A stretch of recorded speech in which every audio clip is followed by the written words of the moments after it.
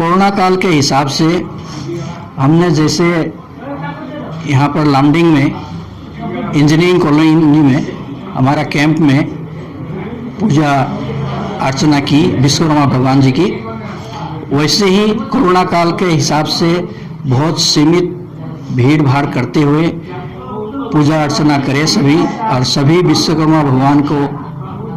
प्रार्थना करें कि इस कोरोना काल से सभी को मुक्ति दिलाए और सभी का कल्याण हो। यही हमारे देशवासियों के साथ अनुरोध है।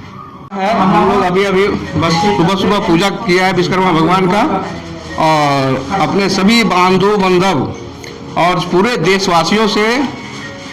के लिए मैं विश्वकर्मा भगवान से कामना करता हूँ कि कोरोना काल को झेलते हुए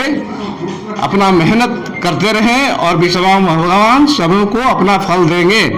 और पूरे मन से विश्वकर्मा भगवान की पूजा करें, लेकिन शांतिपूर्वक कोरोना को देखते हुए भीड़ भाड़ नहीं करना है। और पूरे देश में जब विश्वकर्मा भगवान सभी कर्म करने वालों को कल्याण करेंगे, जैसा मुझे पूर्ण विश्वास है।